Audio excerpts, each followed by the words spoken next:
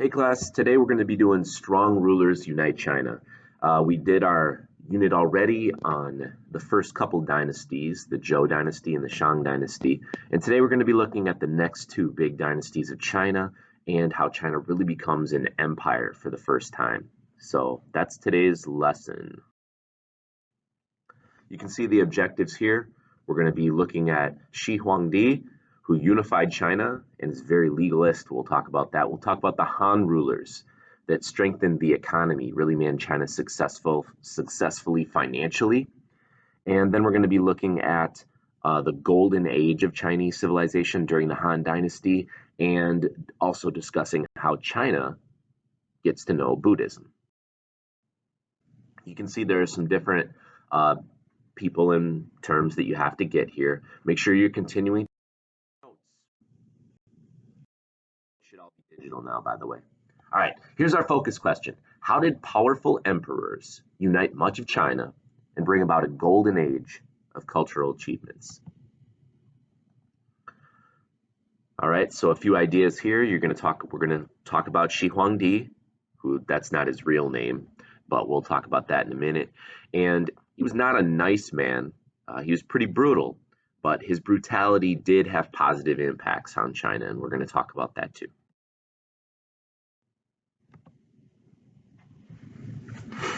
All right, so let's talk about Shi Huangdi.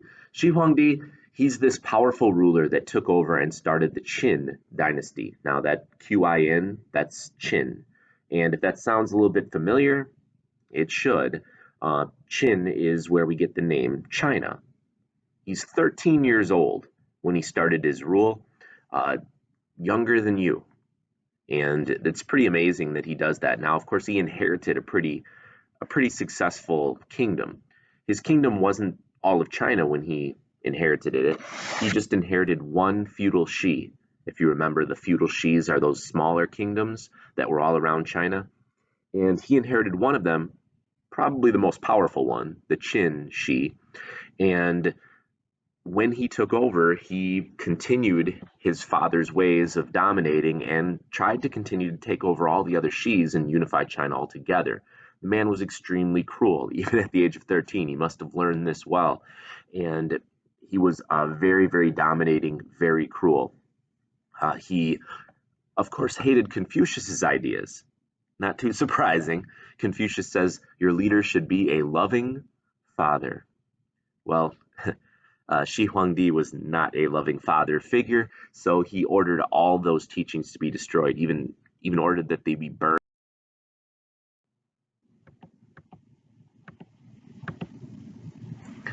All right, so Shi Huangdi, he built this huge emperor.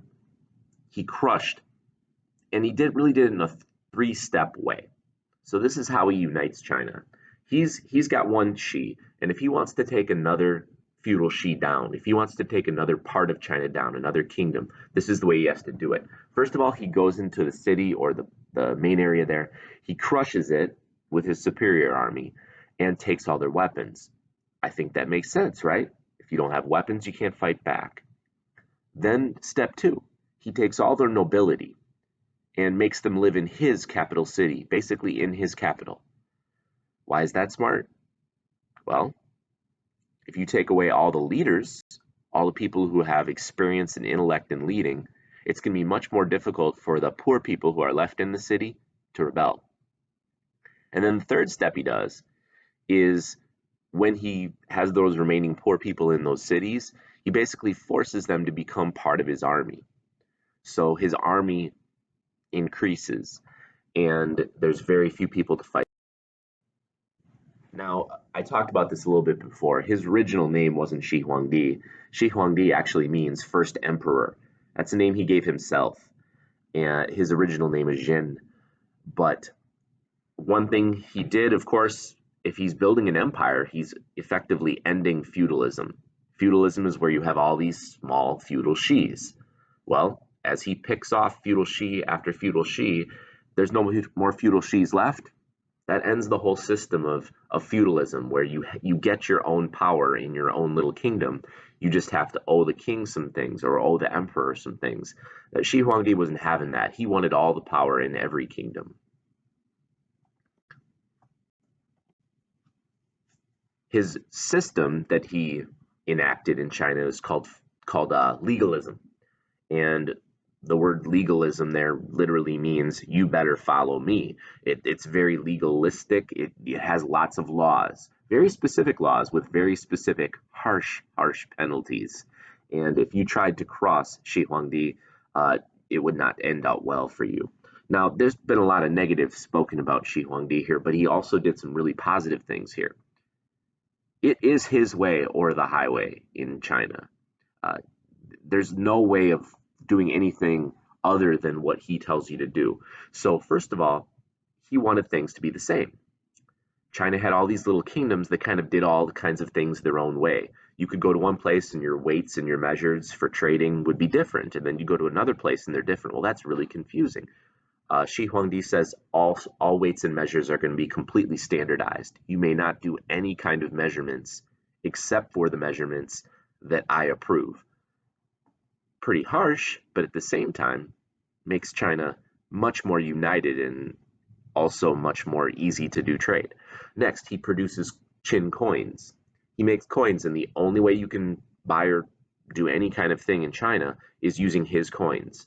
Now, that sucks if you have the old coins, but at the same time, it makes everything very organized. In America, we have one kind of money. Imagine how hard it would be as if every state had different money.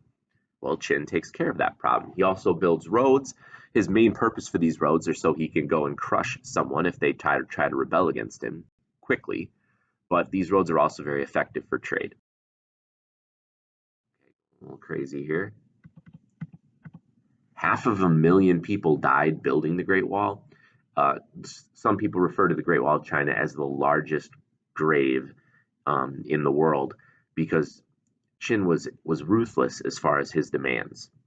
And this wall, if you died while building it, it didn't really matter to him. There were plenty more people that he could put onto the building project. So they would just bury you underneath the wall. All right, so right again there, 500,000 workers died. The wall stretches uninterrupted for 1,500 miles. That's a really long way. This is the thing that continues to blow my mind. It was connected and built. This project was finished in 7 years. Now, again, some of the wall was already in place, but the wall project was completed and finished in 7 years. I mean, the zoo interchange here in Milwaukee has taken more than 7 years to do that construction. And we have modern technology. They're able to do this that quickly just because of the amount of people working on it, millions of people working on this project. And then second of all, the extreme demands he put on people.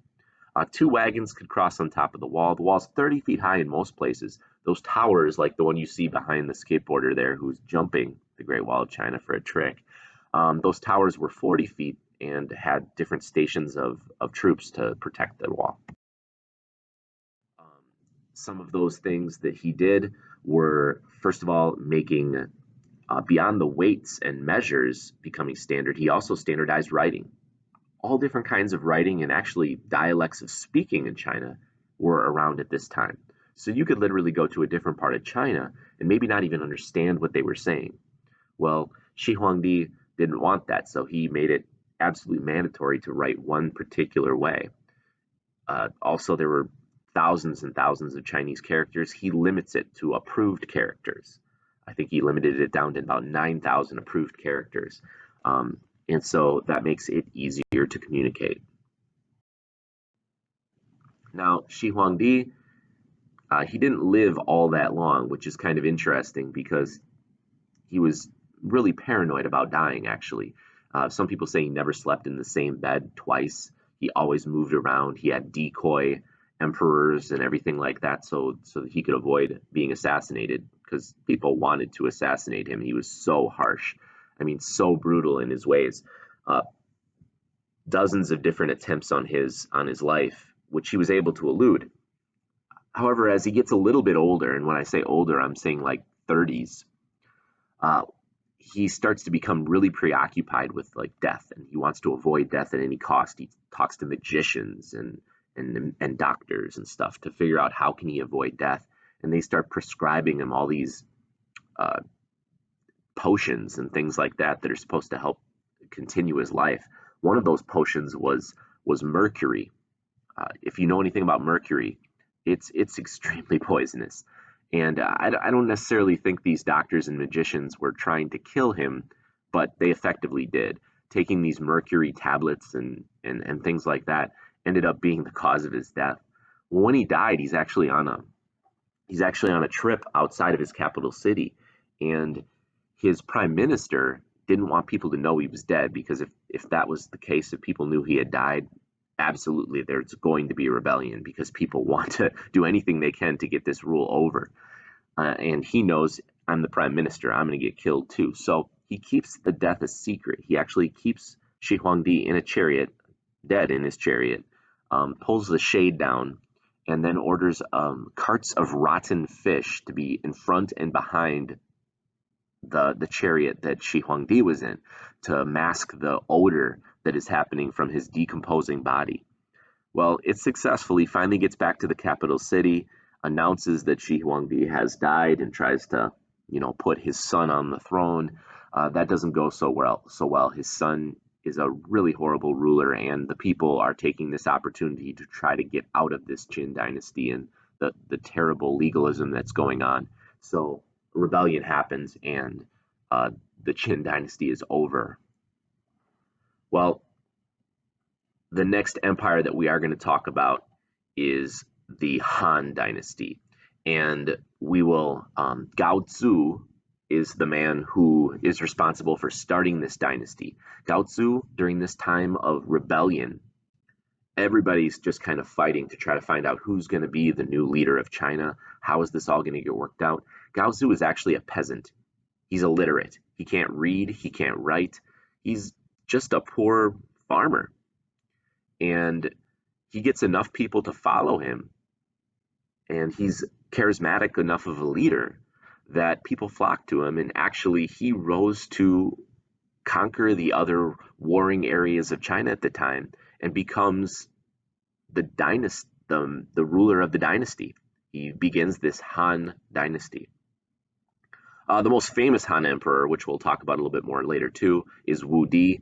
And he's famous, first of all, he had such a long reign, but then second of all, he did so much for the economy of China, including a monopoly on iron and salt. He took all the iron mines and all the salt mines and was able to control them in order to be very, very economically good. And that actually was a good thing for the people too. It wasn't a bad thing, because now, since he's making so much money on iron and salt, he doesn't have to charge as high of taxes. All right, so here's Gao Zu. This is the man who was a poor peasant, couldn't read or write, and he's able to take control. When he becomes the emperor of the Han dynasty, he had lived through the Qin dynasty, and he saw what legalism did. So he took it down a level, and he welcomed Confucius's ideas back into China. Confucius' ideas that the leader should be a loving father, should lead by example, should do what's best for the people. And Han really tried to do that. One way, he encourages learning. Sort of ironic, since he didn't have an education. He starts libraries and schools. The Han dynasty and the people after Gao Zu as well, they really, really valued the education and the learning system, not just for the upper class people, the nobility, but even down to the poorer people had somewhat access to education. And they teach the ideas of Confucius, the ideas of that system of filial piety, that system of where you are going to be good to your parents, you're going to be good to your grandparents, your relatives, you're going to listen to them, and you're also going to listen to your ruler, and your ruler and your parents will try to do what's best for you. Because of these new policies, people loved the Han emperors. People were happy under this new dynasty. All right, so these, just a little comparison of the two dynasties, very, very different. Of course, you got the Qin dynasty, this cruel legalism to maintain control. You are going to listen to us, because if you don't, we will kill you. And this extremely high taxes that they charged. Basically, people didn't have their own money because they had to give it all to the Qin. and forced labor. When you weren't farming, you were working to death on the Great Wall or roads, and that's the Qin dynasty. Then you have the Han dynasty. The Han dynasty looks amazing compared to the Qin, to the Chinese people. They ease up on the legalism. They lower the taxes. Gao Tzu appoints Confucian scholars. He listens to the ideas of Confucius, and people are very much a fan of that dynasty. All right, so let's talk about the most famous of the Han emperors. His name is Wu Di, and first of all, he expands the empire. He fights battles and expands Chinese borders to its largest extent so far. China grows a lot. One of the ways he really grows China is to the he really grows China further to the west. He expands China and he opens up trade.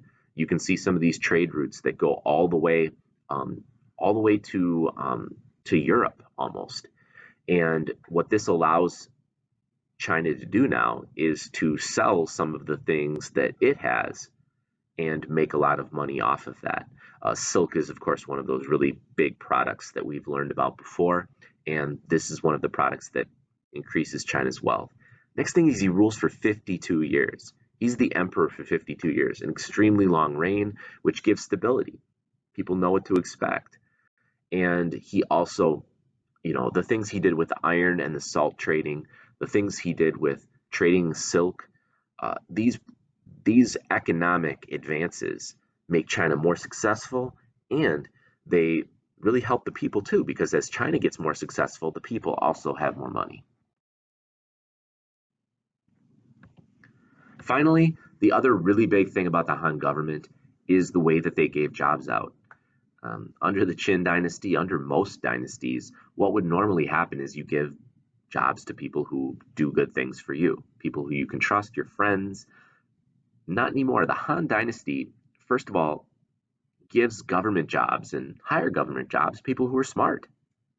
You pass exams, and if you pass the exams successfully and well, you can move up in the job. So really, the smartest people are getting the best jobs. And this isn't even this doesn't even really matter very much compared to your social background or what your family did. It's entirely possible that your family could be poor, illiterate farmers. And if you're able to get to school, and if you're able to excel at school and excel in your exams, you could potentially move up to a much higher position and bring wealth to your family.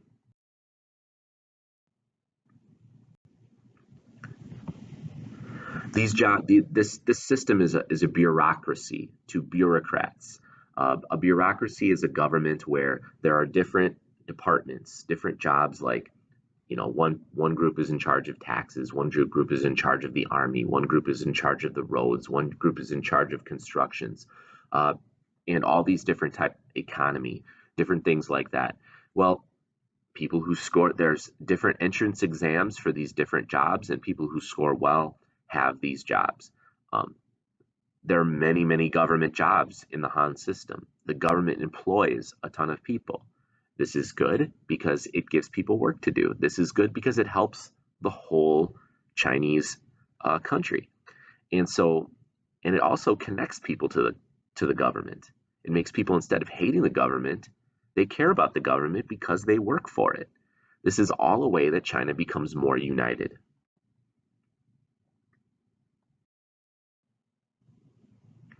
The next thing is the Han emperors make Confucianism the official system of belief of the state. We've talked about this again, but the idea that you work hard for your government because you love your government and you owe your government respect. And on the other hand, your government does what's best for you because they act as a loving, caring father. Well, just to talk a little bit more about this civil service that was imparted here in the Han Dynasty, is they have you get your job by merit. Civil servants, people who work for the government, get your job by doing the best thing. Most people would start at a low position, a clerical job, where you have to write down numbers and things like that. But as you take tests, you can advance, you can work your way up. This is a real revolutionary.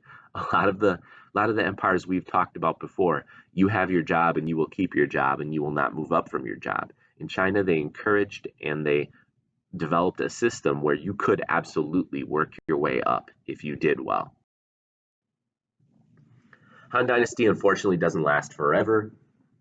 It was the big thing is the empire and the dynasty continued, the emperors got worse. They started to decline. This is that cycle again, the dynastic cycle that we've talked about. The dynasty starts to become a dying dynasty, and the emperors aren't very good anymore. They don't really look out for the people. They start to raise taxes again. They start to not protect the people the right way. Warlords from the north and from all around uh, try to come in and steal things and pillage. As a poor person, you kind of have a choice now too. You can join one of the warlords and try to get money that way, or you can continue to pay high taxes and basically get crushed by your own Han government. A lot of peasants join the warlords. The stronger the warlords get, the harder it is for the Han to take care of them. So eventually, in 220 AD, the warlords overthrew the Han Emperor, and China again kind of breaks up into a lot of little kingdoms, all led by warlords. Now, going back to when the Han Dynasty was clicking, it really was clicking. There were some great advancements during this age. It's actually called the Golden Age because of how wonderful things were going. In science, astronomers are accurately doing calendars. I mean, 365 and 1/4 days had already been figured out. Now they're figuring out solar eclipses and comets and marking stars and constellations, all kinds of really amazing things. They invent something called a seismograph, which, if you're familiar with scientific terms, that's what measures earthquakes. So the Han Dynasty scientists, they had this device to measure earthquakes. The doctors promote acupuncture as a successful way to treat different illnesses and conditions. Still used today, of course. Then you go into technology and engineering. I only have a couple things listed here, but there's way more. First of all, learning how to make the very first paper. You might say, hold on, I thought Egypt did that. Egypt was papyrus. It was made of reeds and strips of reeds. In China, they actually do it the way we do it today. They actually ground up wood into like sawdust, into pulp, and then laid it out there to make paper. So the very first paper creation is Chinese. Ships, they create this new way of putting sails on a ship to make ships be able to sail faster and carry a bigger load.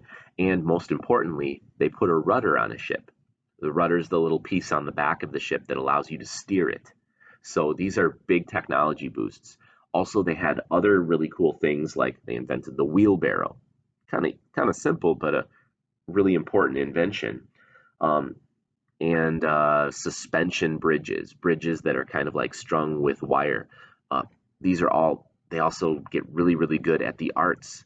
They start doing things with bronze, just making amazingly intricate designs with bronze, producing art out of jade, embroidering things into silk, doing what you can see on the bottom there, China porcelain, making very decorative porcelain, which today sometimes we call China.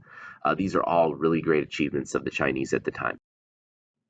And then finally, let's talk a little bit about Buddhism. Buddhism, remember, was invented in India by Siddhartha Gautama, who becomes the Buddha.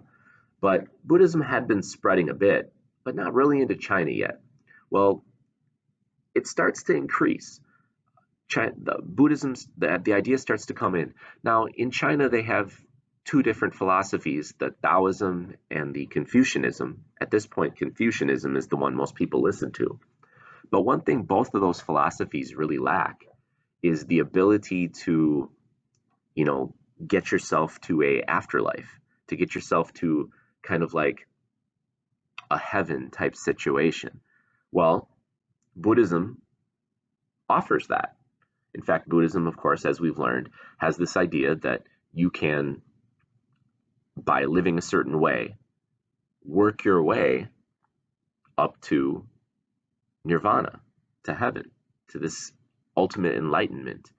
Now, Buddhism in China, they absorb some Confucian and Taoist ideas. So they kind of take some of those ideas into the whole Buddhist thing.